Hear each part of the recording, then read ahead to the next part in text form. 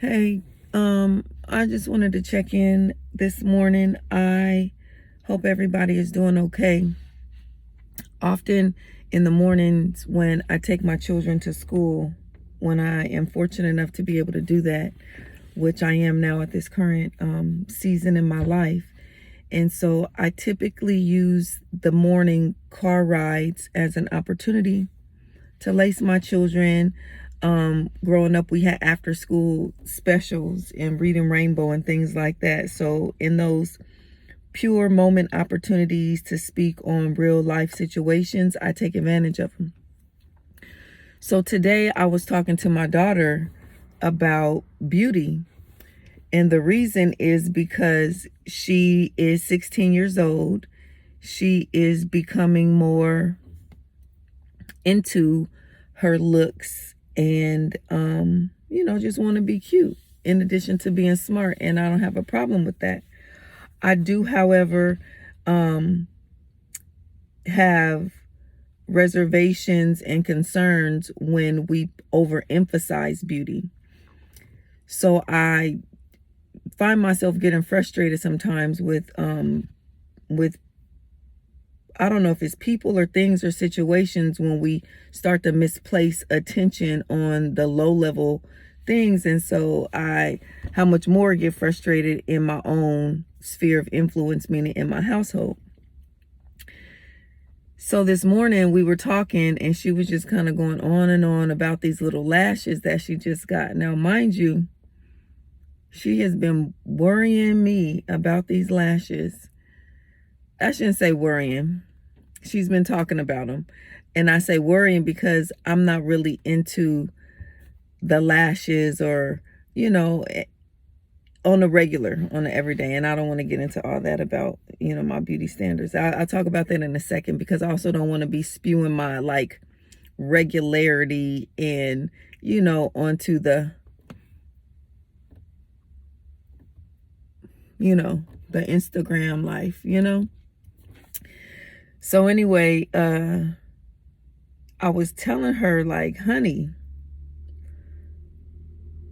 I'm not mad at your lashes. They're really cute. And she was just going on about how imperfect they are. And she was talking about on the outside, she got the 12 inches. On the inside, she got the 10. And on the inside, she got the other.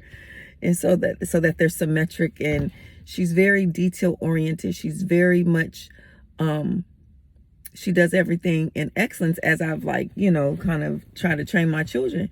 So I told her everything boils down to what you do for Christ. And she I know she didn't really want to hear it because everything could be a sermon with me. But I'm basically telling her, honey, the reason why we do things in excellence, because it's in excellence as unto the Lord. It's not for these people, your GPA. It's not for your teachers. It's not for me. It's for yourself. And so we're talking about some of her people and friends and things around her. And there's this spirit of giving up in the 11th, 12th grade at the finish line. And I told her, I said, you could give up if you want to and see what kind of life that'll give. And she's asking if I would let her. And I told her yes and no. I told her, I'm not going to fight you in who you are. I'm not going to fight your will. God gave you a free will. The type of mama I am, I'm going to say what I have to say, and then I'm going to go take it up with the Lord. So as far as this beauty thing, and I'm sharing this because it's not just for me and my daughter, but it's for all women and people who are over concerned about what you look like. And it's okay to be concerned, because, I'm going to keep me some shades on. If I'm not looking too right, I'm going to try to be easy enough on the eye. But I don't want to ever overemphasize that it's what's on the inside that matters. Like I was telling my daughter, I have been praying for and really asking God for spiritual beauty, because things that happen in the natural world, they happen in the spirit realm first.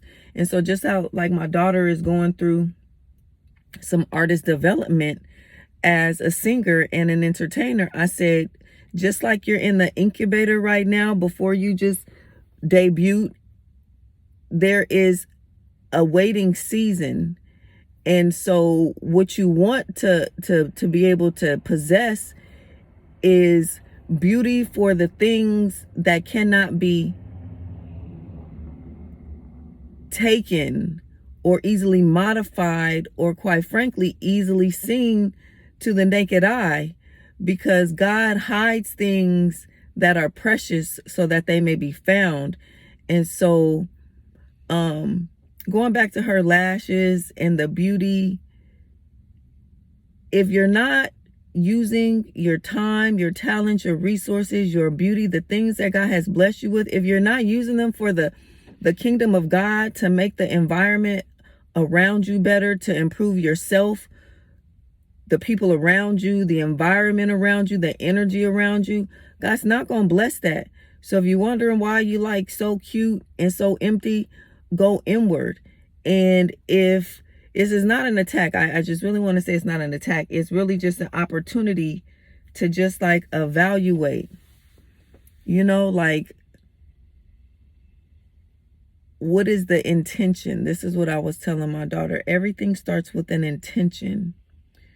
And God looks at the heart and judges by the heart of a person, and not necessarily the external beauty, but he's more looking at I wouldn't even say the fruits of your labor, but more so the intentions, the purity, the degree of purity of your heart.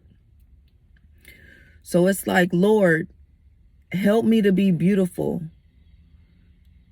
to create beauty around me. You know what I'm saying? Like, help me to show up as a beautiful woman so others may see the beauty in me that comes from you. Like, when they see me, Lord, let them see you. Let me walk in a way that's beautiful. Let me talk in a way that's beautiful. Let me use like things that are going to beautify the world that you have already created, for us to enjoy and experience in all of that beauty.